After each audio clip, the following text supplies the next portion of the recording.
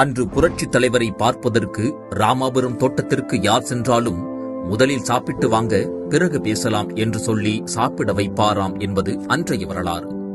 புரட்சித் தலைவருக்கு பிறகு புரட்சி கலைஞர் கேப்டன் விஜயகாந்தை பார்க்க சென்றவர்கள் வயிறார சாப்பிட வைத்து வழியனுப்பப்பட்டார்கள் என்பது நேற்றைய வரலாறு. புரட்சி தலைவரின் அன்றைய வரலாறையும் புரட்சி கலைஞரின் நேற்றைய வரலாறையும் பெருமைப்படுத்தும் வகையில் இன்று புது வரலாற்றை படைக்கின்றார் கோவை ஸ்ரீதேவி டெக்ஸ்டைல்ஸ் உரிமையாளர் சிவா அண்ணா. சிவா அண்ணாவை சந்திக்க யார் வந்தாலும் முதலில் சாப்பிட்டு விட்டு வாங்க அப்படின்னு அன்பு கட்டளை இடுகின்றார். ஸ்ரீதேவி டெக்ஸ்டைல்ஸ் அமைந்துள்ள வீதியிலேயே ஒரு பெரிய ஹாலில் தினந்தோறும் வடை பாயாசத்துடன் வருவோருக்கெல்லாம் தடல் புடலாக அறுசுவை உணவு பரிமாறப்படுகிறது.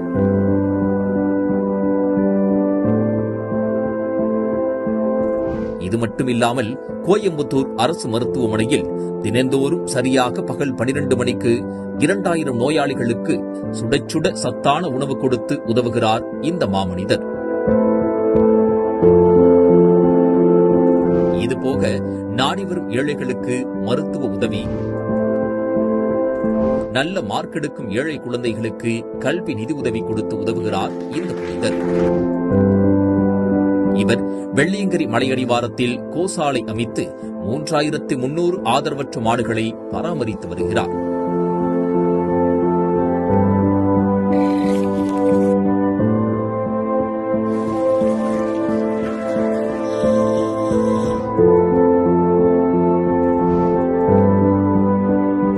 சமூகத்தில் நலிந்தோரையும் ஏழை எளிய மக்களையும் தனக்கு சரிநிகராக வைத்து அழகு பார்ப்பார் இந்த பண்பான மனிதர்.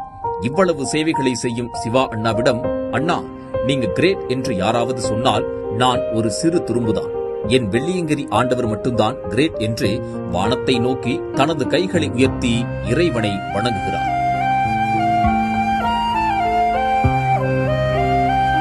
வரலாற்றில் நாம் சேர சோழ பாண்டிய மன்னர்களை பற்றியும் கடையல் வள்ளல்களை பற்றியும் படித்திருப்போம்.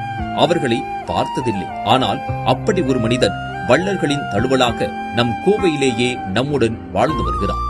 சூப்பர் ஸ்டார் ரஜினிகாந்தின் நான் இரக்கமுள்ள மனசுக்காரண்டா, நான் எப்பொழுதும் ஏழைக்கெல்லாம் சொந்தக்காரண்டா என்ற பாடல் சிவா அண்ணனுக்காகவே எழுதியது போல இருக்கின்றது.